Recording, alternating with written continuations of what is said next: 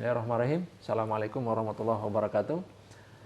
Jumpa lagi kita di channel YouTube Catatan Irwan Sa'amunu bersama orang tua kita, Bapak Insinyur Haji LM Safi Kahar. Beliau adalah tokoh pemekaran yang di tangan beliau banyak terjadi pemekaran wilayah di daerah kabupaten beliau ketika beliau menjabat sebagai bupati. Pada kesempatan hari ini kita akan mengulik banyak lagi hal-hal di balik semua itu terkait dengan apa yang ada di sekitar pembentukan Buton Tengah dan Buton Selatan yang hari ini adalah merupakan daerah otonom baru yang mekar dari Kabupaten Buton. Gimana Bapak bisa menjelaskan di balik peristiwa hal itu ketika Bapak menjadi bupati, Pak? Ya, terima kasih Pak Irwan. Jadi dalam kesempatan pertemuan kita yang lalu, saya sudah jelaskan juga bahwa setelah saya mengelilingi, setelah saya dilantik, saya keliling di wilayah Kabupaten Buton waktu itu masih meliputi Kota Bau-Bau ketika saya dilantik. Dan begitu lama baru selesai, maka saya menyimpulkan bahwa wilayah yang begini luas, jangankan kita bangun, kita lihat saja susah. Apalagi anggaran waktu itu hanya lebih 200 miliar. 200 miliar. DAU-nya, bayangkan. DAK belum ada waktu itu. Makanya menurut saya, kesimpulan saya bahwa ini obatnya hanya dengan pemekaran daerah. Maka langsung saya mulai dari bawah. Karena memang waktu itu saya sudah terpikir, Bombana bisa mekar sendiri, waktu itu bisa mekar masih Undang-Undang 22 ya. Ya. Tapi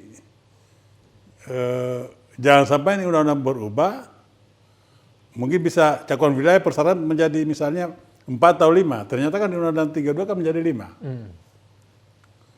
Ya, sejak saat itu saya mulai memekarkan desa, ya, kemudian kecamatan, ya, sehingga pada akhirnya Buton Selatan itu dari 2 kecamatan hanya Batoga Sampelawa menjadi 7. Jadi 7 itu Kota Batoga dari 1 menjadi 4, ya, yaitu Siom Musibu Barat Kadatua, Sampelawa menjadi 3. Yaitu Sampelawa, Lapandewa dengan Batu Atas. Ya, 7. Ya demikian juga di Buton Tengah itu. Dari hanya 3 menjadi 7. Dulu Gula Mas, ya. Gula Kerumah Sangka, kemudian dimekarkan Gu itu menjadi Mekar Sangyawa Mulu, ya. Mawasangka menjadi Mawasangka Timur, Mawasangka Tengah. Ya. Jadi di sana tambah Talaga Raya. Ya. Jadi di sana tambah 4. Nah, kemudian Buton sendiri itu hanya Kabupaten Lasain, Muslim Selatan dan Pasar Wajo. Pasar Wajo saya jadikan 3 kecamatan, apabila dengan setelah Woloba ya. Kemudian Lasalimu saya tambah jodoh kecamatan. Tambah 1 aja, yaitu kecamatan Sotapina. Ya tambah 3 di sana. Ya. Jadi menjadi 7. Yang tidak mekar itu Kapontori. Nah, itu tuntas di periode pertama. Ya. Nah, kemudian di periode kedua saya tahun 2007, saya mulai memproses Buton Raya. Ya. Ya. Seandainya Munas saja mau masuk, itu waktu itu cukup. Ya. Karena kan kita sudah 4 di Buton Utara.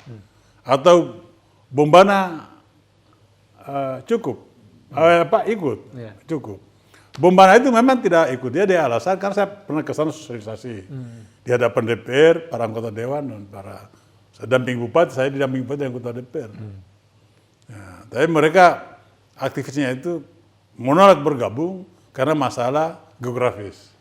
Berarti mereka lewat darat lagi. Lewat laut lagi. Mereka lebih suka Kendari karena kalau mau rumah sakit apa itu ya cepat. Nah, itu bisa kita pahami. Kalau Muna itu bukan tidak mau gabung, mau mereka gabung. Tapi nama jangan Buton Raya. Supaya tidak menunjukkan salah satu etnis. Iya. Maunya mereka itu Sulawesi Tenggara Kepulauan, Sumatera Kepulauan. Mereka mau masuk. Lalu ibu kota tidak apa-apa di wilayah Buton. Tidak apa-apa di wilayah Buton, tetapi jangan dibau-bau. Mereka minta di Wamengko di Lakudo. Apakah Wamengko atau Lakudo, supaya dampak pembangunan itu bisa merembet ke Muna, karena mereka sadar mereka dari si pembangunan ketinggalan di Bandung Buton. Itu sebenarnya. Makanya ketika pertemuan kedua setelah deklarasi Pasar Wajo, kan di Pelagi Mata kantor wali kota. Itu mewakili bupati ada asisten satu. Yang mewakili tokoh masyarakat ada Pak Imbo, adanya Pak Kaimudin. Ada satu lagi mantan ketua DPR di sana yang datang. Di sini. Datang mereka. Sama saja itu. Sehingga ketika ada pertemuan di di Gedung di Senayan, di pertemuan ruang rapatnya DPD RI, karena di Festival Laudeida kan waktu itu, maka saya tawarkan supaya untuk memancing Muna ini nama 3 alternatif: Buton Raya, Buton Munas, Sumatera Kepulauan. Ibu kota 2 alternatif, Bau-Bau dan Lakudo. Supaya saya kan tidak kelihatan memihak ini. Saya lempar, tapi kan itu mestinya yang tangkap gubernur. Harusnya kan. Saat itu gubernurnya siapa, Pak? Nur Alam. Hadir beliau, tapi kan waktu itu tidak menindaklanjuti waktu itu. Hanya tanda tangan kalau kita minta. Tapi untuk memproses, membantu supaya jadi, waktu itu nggak ada. Gitu. Ya, udah. Akhirnya setelah saya tidak mampu membujuk mendekati Bona dan Muna, maka ketika saya sudah lengkap berkas dari Buton, Bau-Bau, Wakatobi dan Buton Utara, saya langsung buat usul. Di sampulnya itu saya tulis cakupan wilayah: 1 Kabupaten Buton, 2 Kota Bau-Bau, 3 Kabupaten Wakatobi, 4 Kabupaten Utara, 5 calon Kabupaten Buton Tengah, 6 calon Kabupaten Buton Selatan. Itu sampulnya tuh. Hanya kan semua dulu saya serahkan, saya ambil arsip dulu. Waktu diminta dulu sama staf setelah saya bukan bupati, serahkan semuanya, arsip. Tapi begitu strateginya dulu. Dan lolos dibalik dengan berkas itu, harusnya tidak lolos. Karena belum cukup cakupan wilayah. Tapi bisa lolos. Itu karena apa? Karena lobby. Karena kuatnya lobby politik waktu itu. Ya, begitu. Nah, bicara Buton Tengah, Buton Selatan. Kalau Buton Tengah itu dulu pernah ada deklarasi pembentukan namanya Buton Barat. Wilayahnya Gulama Siokata. Masih ingat mungkin? Gula Rumah Sangka Siumpuk Adatua. Mereka waktu itu karena mereka 2002 itu. Pak Asis, saya punya paman, Pak Asis. Mereka dia tahu saya fokus di Bembara Wakatobi, mereka dia langsung di pusat. Langsung ketemu Menteri, ketemu Komisi 2. Almarhum Pak Jenny itu berapa kali saya telepon, Pak, itu Buton Barat tolong diproses administrasinya, bawa di sini, jangan dihalangi kalau mau mekar. Saya bilang, bukan menghalangi, tapi bagaimana mau sekarang melahirkan 3, 2 saya sudah berat. Ya bagaimana anak kembar 2? Saya seberani anak kembar 2, tapi mau kembar 3 saya bilang belum berani saya. Bagaimana cara menyusui saya bilang. Sudah berapa kali saya ditelepon. Karena mereka langsung kesal berapa kali pas gitu. Kan dia pikir dia di sini tidak akan lolos karena saya sudah fokus di 2 ini. Gitu. Jadi begitu. Nah, jadi tapi setelah mekar Wakatobi Bombana, mereka sudah diam, tidak diurus itu. Nah, sampai di 2007, saya sudah niat urus ini Buton Raya, sampai deklarasi. Nah, sekaligus saya proses ini Buton, saya panggil ini. Saya undang dari Buton Tengah, Pak Asis, almarhum dan tokoh yang lain. Saya bilang, kita harus kembali nih, Buton Barat. Tapi kita ganti namanya, jangan Buton Barat. Buton Tengah. Karena Buton Barat itu wilayah dulu, Pulang Rubia. Iya. Nah, itu, jadi ambil Buton Tengah. Nah, di sini, jadi kita ambil Buton Tengah itu marah orang Muna. Katanya itu Pak Safi dia kualat itu. Dia kan dia juga ada Munanya juga. Masa di wilayahnya di Pulau Muna dia bisa sebut Buton Tengah? Harusnya katanya Muna Selatan. Iya. Saya bilang, ini bukan saya punya mau, ini maunya masyarakat. Ya. Saya hanya mengurus gitu. Nah, gitu. Nah, tapi wilayah saya kurangi karena saya membentuk Buton Selatan. Gitu. Jadi cukup Gula Mas, Talaga Raya. Jadi ada 7 kecamatan. Gula ke Mau Sangka Timur, Talaga. Mau Sangka Tengah, 7. Sepakat mereka. Nama Buton Tengah. Langsung mereka oke. Saya panggil lagi tokoh-tokohnya Buton Selatan, orang Pak Darwin, Pak Hasmi Ilimi, Pak Ijira, dan Pak saya, Pak Laudi Alirman. Panggil saya begini, kita sudah memenuhi syarat ini Buton Selatan kita mekarkan. Kita coba saja. Ya. Nah, siapa tahu berhasil. Nah, tapi dalam hati saya membayar utang juga ini karena dulu sudah 2 kali ditandatangani kan. Ya. Disahkan paripurna DPR ibu kota Buton tidak tahu gak. Tapi lalu saya proses ulang jatuhnya di sana, Pasar Wajo. Nah, maka mulai bekerja sosialisasi, lengkapi berkas. Lalu usulnya saya bawa bersama-sama Buton Raya. Iya. Makanya ada fotonya itu satu troli. Itu saya dimintai Pak Jeni karena waktu itu Kosan Nasional 13 fraksi. Maka setiap berkas itu di fotokopi 14 dari Komisi 2 baru semua fraksi supaya untuk mendapatkan hak inisiatif DPR RI begitu. Makanya 1 troli, Pak. 1 troli. Jadi badan troli ke atas. Iya. Karena ini ada 3 daerah otonom. 3 daerah otonom. Nah, gitu. Provinsi, 1 kali jalan. Dan 2 daerah otonom baru di level kabupaten, Pak. Iya. Ya, jadi situ ceritanya. Nah, jadi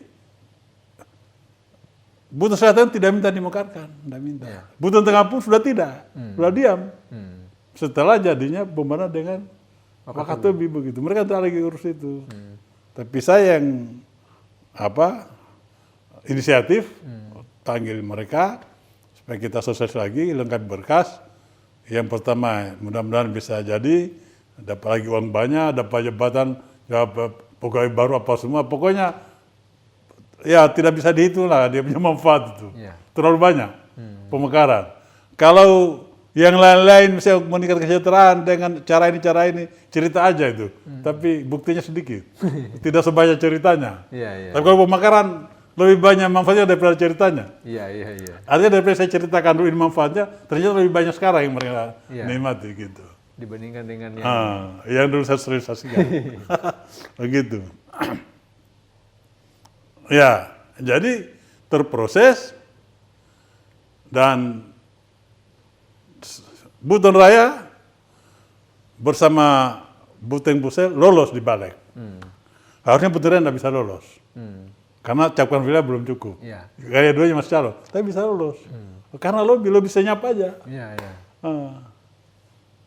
Kemudian Buton Tengah dan Buton Selatan seharusnya tidak lolos di hak inisiatif Dewan untuk disuruh Presiden. Karena masih ada 2 persyaratan yang saya tidak selesaikan. Yaitu tanda tangan kepala daerah di perbatasan dengan penyelesaian aset dari Buton sebagai daerah induk kepada Kota Bau-Bau. 2 itu belum saya selesaikan. Tapi saya lebih senyap lagi. Lolos lagi dia. Nah, sehingga nanti setelah dibahas undang-undangnya baru mereka selesaikan tuh daerah Pak Hijira, kalau di Buton Tengah, siapa itu yang anggota DPR Buton Tengah itu yang vokal juga itu, mereka yang selesaikan tuh. Nah, syukur juga Pak Umar bersedia melepas. Karena walaupun sudah amanat Presiden, kalau Bupati tidak mau melepas, tidak jadi. Contohnya Kota Raha. Iya. Nah, itu sudah dia lolos di paripurna. Lolos dia di Presiden. Tapi tidak lanjut ya, enggak. Ya, begitu. Ya itu juga.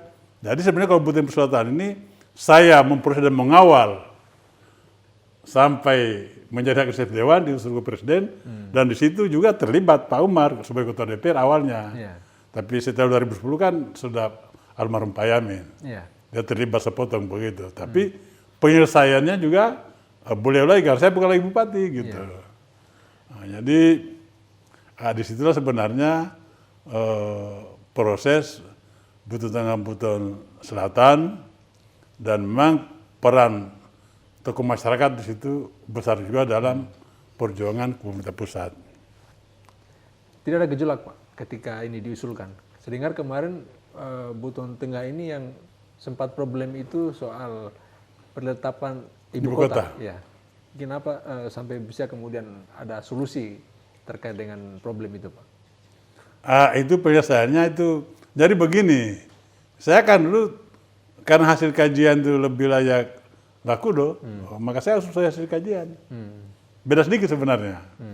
Tapi nilainya saya kan lepas aja. Nggak ada kepentingan saya. Apa kepentingan saya di sana? Nggak ada. Tapi nyatanya begitu.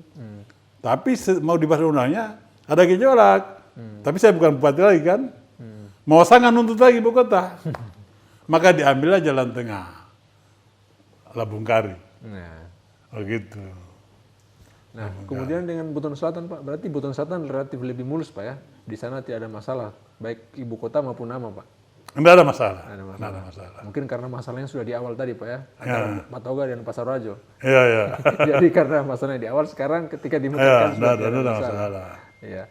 Nah, kemudian Pak, berarti dengan kata lain bahwa ini orientasinya pembentukan Buton Tengah dan Buton Selatan ini adalah untuk pembentukan provinsi yang saat itu diusulkan Buton Raya Pak. Yang setelah itu kemudian kan sekarang mengalami perubahan Pak ya, menjadi Kepulauan Buton. Itu sampai kemudian terjadi perubahan seperti itu gimana itu Pak? Perubahan nama? Ya. Ya itu awalnya itu di ini waktu silaturahmi Nusantara yang diselenggarakan KNP Kota Bau-Bau, saya diundang, saya hadir juga tokoh-tokoh dari Jakarta, Pak almarhum Pak Haji ini dengan Ali Muhtar Ngabalin, Haji Bupati Buton, yang baru Pak Umar waktu itu. Jadi 3 kesepakatan waktu itu. Yang pertama perjuangan Buton Raya dilanjutkan dan diambil alih koordinatornya itu tetap Bupati Buton, yaitu Pak Umar. Itu yang pertama. Yang kedua untuk kelancaran penyelesaian administrasi dibentuk Sekretariat Bersama Sekber yang dikemandoi oleh siapa? Jusmani. Yang ketiga karena ada pembahasan di DPR RI yang rupanya sampai sekarang belum selesai, bahwa ada dana khusus untuk sultra kepulauan. Ada semacam instansi khusus begitu untuk daerah sultra yang kepulauan. Nah, sehingga waktu itu nama kita sepakat juga waktu itu. Kalau saya salah ya, bisa dicek di KNPI Kota Bau waktu itu, menjadi dari Buton Raya menjadi Kepulauan Buton Raya.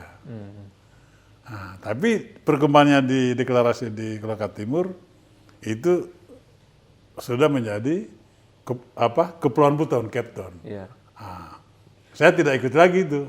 Yang saya ikuti terakhir saya pertemuan di Raja Wali itu. Setelah itu saya tidak pernah ikut lagi. Ya. Baik, ini kan Pak, kalau kita bicara soal dinamika proses pembentukan daerah otonom baru ini kan luar biasa Pak di tangannya Bapak sebagai Bupati 2 periode. Tapi juga kan kita melihat selama Bapak menjabat bukan hanya pemekaran saja, prestasi-prestasi yang bisa dihasilkan di tangan Bapak ketika menjabat sebagai Bupati. Kira-kira bisa diceritakan lagi Pak, prestasi-prestasi apa begitu yang Bapak bisa torehkan sehingga itu kemudian menjadi karya yang saat ini menjadi hal yang luar biasa bagi daerah. Saya kembali di Buton Tengah Buton Selatan dulu ya. Ketika pembahasan undang-undang pembentukan Buton Tengah Buton Selatan, waktu itu untuk kelancaran pembahasan di Komisi 2 tidak ada lagi ya dari Sulawesi Tenggara. Ya, betul. Karena kan WON sudah tidak. Ya. Tadinya setelah Pak Jenny kan Won. Ya. Taiwan ya ada masalah sedikit, Ya. dia tidak ada. Ya tidak ada, kosong. Orang Buton tidak ada di sana. Tidak ada situ orang Sulawesi Tenggara. Ya. Iya. Nah, di DPD juga, DPD RI, Wakil Sulawesi Tenggara ada orang Buton. Tidak ada. Ya. Tapi bisa lancar itu. Jadi untuk Buton Captain ini, kalau sudah disusun grand design, kemudian di Bas Nonai, ya saya kira selama di periode 2019-2024, ya kan ada orang kita, ada wakil kita. Ya. Ada Pak Hugo di Komisi 2, ada Pak Amirul di DPD. Ya. Saya kira kita optimis. Ya. Tapi kan kendalanya moratorium. Ya. Nggak ada yang bisa tembus moratorium kecuali Pak Jokowi sendiri. Ya, ya. Dia yang bikin pagar, dia sendiri kecuali yang buka. Iya, iya. Ya. Jadi dengan kata lain, jangan khawatir Pak soal Captain ini. Karena dulu ketika Buton Tengah dan Buton Selatan, ketika itu digolkan, tidak ada orang kita di sana. Ya. Sekarang kita punya orang di sana, masa kita khawatir begitu ya? Ya. Lebih seperti itu Pak mungkin. Ya, Pak. Ya, ya. Artinya ini juga mungkin sebagai optimisme kepada teman-teman sekalian bahwa soal pembentukan Kepulauan Buton, kita sudah punya orang di sana. Ya. Sedangkan kita tidak punya orang aja, tadi itu Pak prosesnya bisa dilakukan. Ya. Ini bukan lagi senyap Pak ya, ada orang kita di sana. Artinya ini kan suatu hal yang luar biasa Pak, bahwa pada saat itu Bapak bisa mengusulkan pembentukan rencana pembentukan Buton Raya, sebuah provinsi yang masih kekurangan 2 cakupan wilayah, masih calon saja Pak. Tapi itu bisa lewat prosesnya bisa tembus saja sampai di sana. Apalagi sekarang kita sudah lengkap. Ya sudah lengkap. Cakupan wilayah. Apa yang Bapak mau sampaikan soal 2 perbedaan itu Pak? Iya, saya pikir sekarang tinggal kalau mereka itu kan membantu kalau persyaratan administrasi daerah sudah lengkap. Ya. Nah, itu. Kemudian juga mereka hanya membantu kelancaran Persija Jakarta. Ya. Tapi yang akan bertanda tangan itu gubernur dengan para bupati wali kota cakupan. Ya. Gitu. Jadi harus kedua-duanya serius. Ya. Lalu kita seperti Pak Hugo bilang diskusi terus, dipanasi terus ini. Ya. Jangan biarkan dingin. Ya. Gitu. Ibarat makanan tidak boleh dingin, harus hangat terus. Iya. Jangan sampai basi Pak. Ya, jangan sampai basi. Iya. Artinya kalau basi bahaya ini. Harus tetap dihangatkan supaya setiap waktu bisa dikonsumsi Pak. Iya. Baik. Tadi Pak terkait dengan ini kan Bapak melewati semua itu dan tentu banyak torehan-torehan lain yang Bapak bisa capai. Di antaranya mungkin ini hal yang luar biasa juga Pak pada saat itu ketika belum ada daerah lain yang bisa mencapai WTP, Kabupaten Buton di bawah kepimpinan Bapak bisa meraih WTP. Apa yang Bapak mau sampaikan soal itu? Jadi mungkin saya rangkum semua saja. Ya. Bahwa saya bersyukur kepada Allah Subhanahu wa taala, ya sudah luar biasa nikmat yang diberikan kepada saya dan keluarga. Yang pertama bisa menjadi bupati pertama di reformasi. Dan saya bupati sipil pertama di Buton setelah Saul TNI 32 tahun. Iya. Selama Orde Baru, Buton ini kaplingnya TNI karena memang di sini Sulawesi Tenggara suhu tensi politik tertinggi di sini. Dan itu penyebabnya ada. Ya, kita di sini banyak subsuku kan. Ya. Coba kalau Munas satu bahasa. Ya. Jawa sana luasnya itu Jawa Tengah itu satu bahasa. Sampai Jawa Timur sama aja itu. Ya. Kita di sini pilih Wakatobi bisa enggak. Sampai hari ini saya enggak ngerti bahasa Wakatobi. Pilih di Bembana, di Marunda enggak tahu saya bahasa Marunda. Ya. Kemudian Cia-Cia enggak tahu saya. Ya. Pikir di Poleng bahasa Bugis enggak tahu juga saya. Makanya itu alasan tadi Pak ya, TNI terus ya memimpin. Iya, memang keragam di sini sangat beragam. Sehingga dianggap di sini mungkin waktu itu ya, tensi politik yang tinggi sehingga selalu yang pengen TNI 32 tahun selama Orde Baru itu. Terakhir pas saya itu. Nah, saya bersyukur saya sipil pertama. Ya. Dan saya kira tahu dulu sebelum saya bagaimana suasana demo di sini. Ya. Masih euforia reformasi. Betul. Biar tidak ada salah orang dikasih salah. Karena mau cari panggung. Terlalu banyak yang cari panggung kan. Kasihan dulu Pak saya dulu itu. Senior saya. Kemudian Pak tadi terkait dengan WTP tadi Pak. Nah, setelah itu saya bersyukur bahwa di periode pertama saya, hanya dalam waktu saya bertugas itu hanya 2 tahun lebih. Ya. Hanya 2 tahun lebih, belum sampai 3 tahun. Tapi saya sudah menyelesaikan 3 masalah besar. Ya. Yang pertama adalah terbentuknya Wakatobi Bomana. Ya. Dan pada 7 Januari 2004, Ya. di depan kantor bupati yang sekarang Lipo itu kita lantik Bupati Bomana dan Bupati Wakatobi. Ada cerita lucu mereka itu. Ya. Besoknya mau pelantikan, malam-malam datang silaturahmi dengan saya. Ya. Saya tanya, sudah siap pakaian? Saya sudah Pak. Apa putih-putih, sepatu putih, topi hitam Pak. Wah itu angkatan laut punya itu. Ya topi mereka beli hitam. Ya. Untung saja saya punya topi 2. Ya. Satu besar, satu kecil. Ya. Jadi yang besar saya kasih dokter Dula, Sapi Dula. Yang kecil saya kasih Pak. Saya kasih pinjam Pak Sari Pak.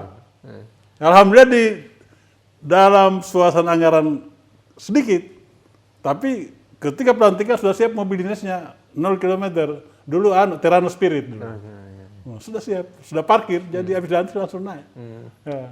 Jadi ya itulah memang saya fasilitasi betul itu. Saya dengar daerah lain tidak begitu. Bagi mobil-mobil bekas, itu pun saya sendiri. Kayak gitu. Di sini mereka tinggal tahun naik gitu. Itu. Kemudian satunya saya sudah mampu menyelesaikan ibu kota.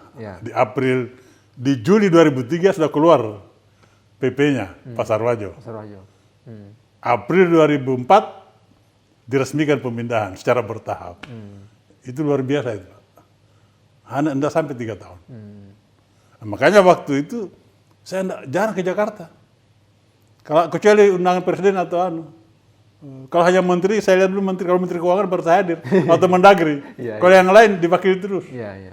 Karena bayangkan mengurus masalah-masalah pemekaran itu, pemindahan ibu kota. Ya, waktu itu bukan main cobaan yang saya hadapi. Pernah saya dibawakan parang di Pasar Wajo itu. Bukan main dia putih kayak apa mengkilat di pasar itu. Tidak pakai, tapi baru terjebak saya. Jadi ketika itu alat berat yang kerja jalan 25 meter itu satu minggu tidak bisa bergerak. Karena diancam terus. Ya. Nah, saya ikuti polanya Pak Kaimudin waktu dia buat bypass ke kantor gubernur itu kan. Dia naik kasih jalan sendiri itu alat. Saya ikut juga itu. Tiba-tiba datang masyarakat bawa parang. Nah, sudah ada polisi berapa orang yang Pol PP. Saya ditinggalkan, mereka hadang itu pendemo. Lolos 1 orang, mereka tidak tahu, Pak bawa parang. Saya tinggal sama 1 Pol PP. Baru bukan dia maki-maki bupati kayak apa. Saya dengar saja. Hanya saya tidak mau lari. Kalau lari ini ceritanya ini lain Pak. Lain juga. Masa bupati lari dikejar masyarakat. Tapi saya ini parahnya itu panjang. Untung sekitar saya itu ada potongan kayu itu kira-kira hampir 1 meter. Oh saya ambil itu. Saya bilang kapan dia bergerak tangannya ini ke arah saya dahulu ini. Saya selesai karena dia mabuk. Alhamdulillah aman juga ya. Jadi luar biasa. Cobaan dulu kita kerja jalan. Alat berat dia putar itu kena pohon kapuk patah. Ngamuk lagi orang punya. Pohon kapuk patah, Pak ngamuk. Jadi luar biasa. Tapi semua itu saya pikir bukan untuk saya, untuk masyarakat. Sekarang mereka sudah nikmati itu. Kemudian alhamdulillah selama 10 tahun terbangun di periode pertama terbangun 4 pelabuhan feri. Mawasangka ke Bana Timur, kemudian Lasalimu, Wanci. Itu masih di era saya. Wanci masih di era saya mulainya di ujung. Artinya di ujung pemerintahan saya 2011. Duluan Lasalimu. Tapi selesainya itu di akhir kedua saya gitu.